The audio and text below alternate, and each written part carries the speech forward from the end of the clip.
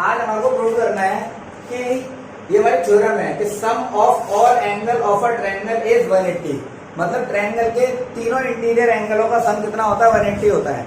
तो पहले तो हम ड्रॉ बनाते हैं और कैसे इसको वेरीफाई करेंगे ये मैं आपको बताता हूं। काफी इंपॉर्टेंट क्वेश्चन है या थ्योरम बोलो कि हमने बोला है हमेशा आज तक कि ट्रायंगल के तीनों एंगल का सम 180 होता है, लेकिन मैं आज आपको प्रूव करके बता रहा हूं कि कैसे हुआ है। तो मैंने कहा एबीसी मैंने ट्रायंगल बनाया, यहां तक क्लियर है। अब इसके इंटीरियर एंगल बोले तो ये वाला एंगल और ये वाला एंगल और ये वाला एंगल, ये तीनों का सम कितना होना चाहिए, 180।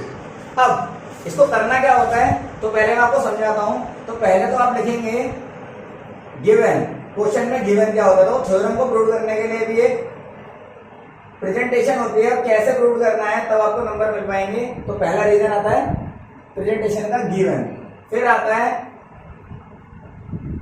टू प्रूव्ड, तीसरे नंबर पर आता है अगर आप इसमें फिगर में कुछ चेंजेस करना चाहते हो तो उसको बोलते हैं कंस्ट्रक्शन। क्या बोलते हैं, कंस्ट्रक्शन। ये भी करने पड़ेगी अपने को। उसके बाद फिर हम अपना काम शुरू करेंगे जिसको बोला जाता है प्रूफ। बताइए कोई डाउट है क्या। अब मैंने कहा इसको ऐसे तो कर नहीं पाएंगे, तो पहले हमारा कुछ ना कुछ इसमें कंस्ट्रक्शन करना पड़ेगा। तो मैंने क्या करता है कंस्ट्रक्शन प्रूव करने के लिए, तो मैंने एक बीसी के पैरेलल एक लाइन खींची, ये देखिए, और नाम लिखा मैंने इसका डी और इसका नाम लिखा मैंने ई।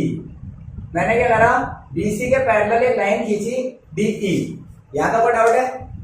अब मेरी बात समझो अच्छे से। गिवन क्या था, गिवन था कि A B C is a triangle, बस ये गिवन है। और टू प्रूव क्या करना है कि एंगल ए, अब देखो, अब एंगल ए मत बोलो इसको, एंगल ए का मतलब हो जाएगा सारा मिलना पड़ जाएगा। तो हमने इसको कैसे बोला, मैंने बोला इंटीरियर की बात कर रहा हूं ना, बी ए सी, यानी angle B A C plus angle A B C, या फिर एंगल बी बोल सकते हो या अकेला है इसलिए, और इसको एंगल सी बोल सकते हो। मिलाकर क्या करना है, 180। मतलब मेरे को इंटीरियर एंगल को 180 प्रूव करना है, ऐसा मेरा थ्योरम बोलती है। क्लियर है। अब कंस्ट्रक्शन मैंने करी है तो मैं लिखूंगा यहां draw BC parallel to DE। कोई डाउट। अब मेरे को प्रूफ करना है तो कैसे करना होगा समझते हैं पहले मेरी बात। मैंने कहा जब भी हमें ये चीज पता लग गई, चाहे बाय कंस्ट्रक्शन से पता लगी कि मैंने क्या करा, BC पैरेलल है मेरा DE के। अब कोई साइड जब पैरेलल होती है तब उसके अंदर आपको पता ही है कि ऑल्टरनेट एंगल आ जाते हैं, वर्टिकल अपोजिट एंगल आ जाते हैं, कॉरस्पॉन्डिंग एंगल आ जाते हैं, वेरियस टाइप्स के एंगल आपस में इक्वल हो जाते हैं एक दूसरे के। तो मैंने कहा इस फिगर के अंदर अगर मैं बात करूं तो ये लाइन इसके पैरेलल है, तो ये वाला एंगल और ये वाला ब्लू वाला एंगल, ठीक है, इसको मैंने रेड भरा, तो ये वाले एंगल हमारे क्या हो जाएंगे दोस्तों। तो देखो समझना, मैं आपको समझाता हूं सिंपल तरीके से। इसको मैंने कहा एंगल 1, इसको बोला मैंने एंगल 2, तो एंगल 1 बराबर एंगल 2 होगा। सही है, क्लियर है यहां तक। एंगल 1 बराबर एंगल 2 होगा। आपको रीजन लिखना बहुत जरूरी है, तो आप लिखेंगे ऑल्टरनेट इंटीरियर एंगल। यहां तक कोई डाउट, बताइए कोई डाउट है क्या, नहीं। अब मैंने कहा आगे बढ़ते हैं, फिर मैंने कहा इसी तरीके से एंगल 3 एंगल 4 के बराबर होगा नहीं होगा, सिमिलरली। तो मैंने क्या बोला, एंगल 3 एंगल 4 के बराबर होगा, रीजन में वही आएगा ऑल्टरनेट इंटीरियर एंगल। यहां तक क्लियर है। तो मैंने कहा इसको मैं फर्स्ट इक्वेशन मान लेता हूं और इसको मैं सेकंड इक्वेशन मान लेता हूं। यहां तक क्लियर है।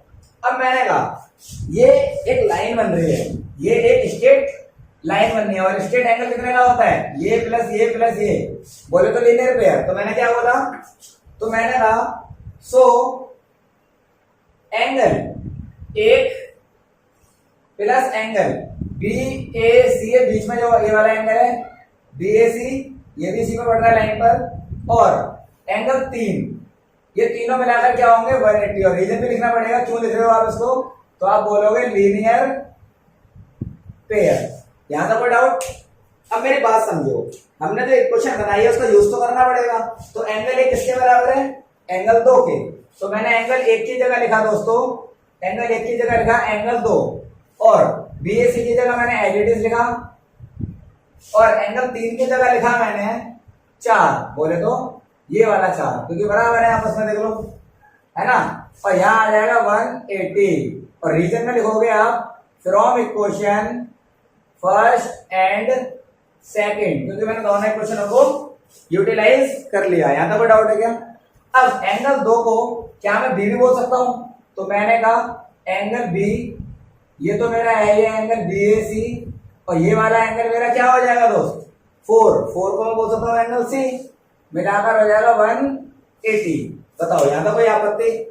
अब अगर आप गौर से देखा जाए तो हमारे को इंटीरियर एंगल को तो प्रूव करना था, तो ये रहा बी ए सी, ये रहा बी और ये रहा सी, तीनों का मिला के 180 और लिखेंगे रीजन में हैंस प्रूव, यानी जो हमने काम करना था वो प्रूव कर दिया।